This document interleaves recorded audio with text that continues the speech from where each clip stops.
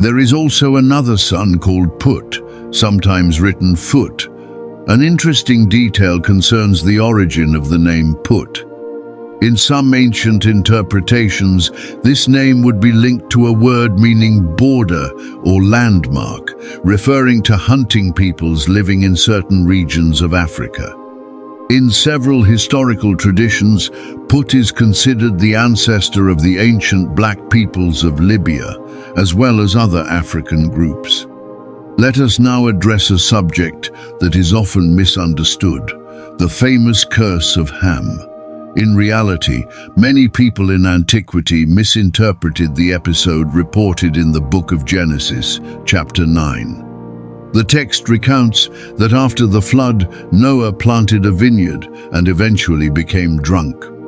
In this state, he found himself exposed in his tent. His son Ham, instead of preserving his father's honor, went and told his brothers that their father was naked and drunk, as if to mock him. However, this biblical passage has been the subject of many interpretations over time, and this debate goes beyond the scope of this video. What is certain is that when Noah pronounced a curse, it did not fall on Ham himself, but on Canaan, one of Ham's sons. For some readers, this reaction may seem excessive. Yet at that time, respect toward one's father was considered a sacred value in many cultures. It must also be understood that according to some interpretations, Noah did not intentionally seek to become drunk.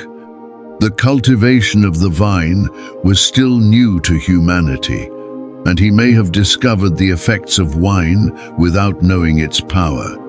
This is also why, in the biblical account, God does not punish Noah for this episode. It is also important to remember that Ham and his sons, Cush, Mizraim, and Put, are associated in biblical traditions with peoples linked to the African continent. But one essential point must be emphasized. African peoples were never cursed in the Bible. The curse pronounced by Noah concerns Canaan, the ancestor of the Canaanites, a people who lived in the region of the ancient Near East, not in Africa. It is therefore very important to correct a widespread error. Interpreting this biblical passage as a curse against African peoples is a false interpretation of the text. The biblical curse addresses only Canaan and his descendants, the Canaanite people mentioned in the history of the ancient Middle East. According to some traditions, Ham is presented as the ancestor of many peoples of Africa and even certain populations of South Asia. Ancient accounts also say that Ham lived for a very long time, spanning a large part of the early generations of humanity after the flood. Because he was born before the flood, Ham may have benefited from an exceptionally long life. Ancient stories say that he could have seen several generations grow after him, even witnessing the fifth or sixth generation of his own descendants. Interestingly, his brother Shem is said to have lived about 600 years. Many traditions believe that Ham reached a similar age, or perhaps even more. However, the biblical texts do not give a precise number concerning the exact duration of his life. It is simply assumed that he lived a very long time, probably around the same period as his brother. Even today, the exact location of Ham's tomb remains a mystery. Some theories claim it could be located in the region of Ethiopia or perhaps in ancient Nubia. Other researchers think that he may have been buried in Mesopotamia, on lands where the ancient Sumerians lived. Despite these different hypotheses, many agree that his burial place could be somewhere in Africa, more precisely in Sudan or Ethiopia. Some even go further and suggest that Ham might rest in Egypt.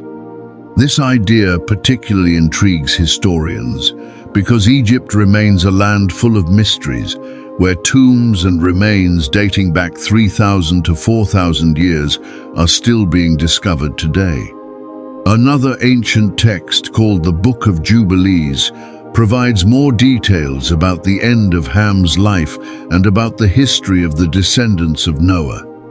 This very ancient Jewish manuscript, considered credible by some believers in antiquity, even during the time of Jesus, recounts several events concerning the three great lineages that came from Noah. The lineage of Ham, that of Shem, and that of Japheth. According to this book, Ham did not approve at all of the decision of his youngest son Canaan to settle on lands belonging to the descendants of Shem, a region that corresponds today to Israel. Ham considered this decision to be a mistake.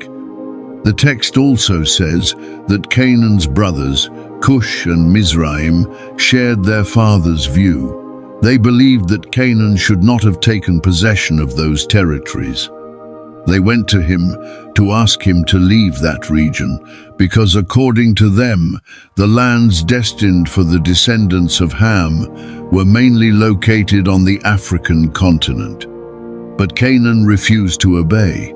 He decided to remain in that territory, ignoring the advice and the will of his father, as well as that of his brothers Mizraim and Cush. The Book of Jubilees also reports that Ham founded the first city and the first province established after the flood. He supposedly gave this city the name of his beloved wife, called Nelta-Mok, according to certain ancient traditions. Thank you to everyone who watched this video until this point. If you found this content interesting, do not hesitate to leave a like. It helps the channel a lot. Also remember to share the video so that others can discover it. And of course, subscribe to the channel so you do not miss the next videos. See you very soon.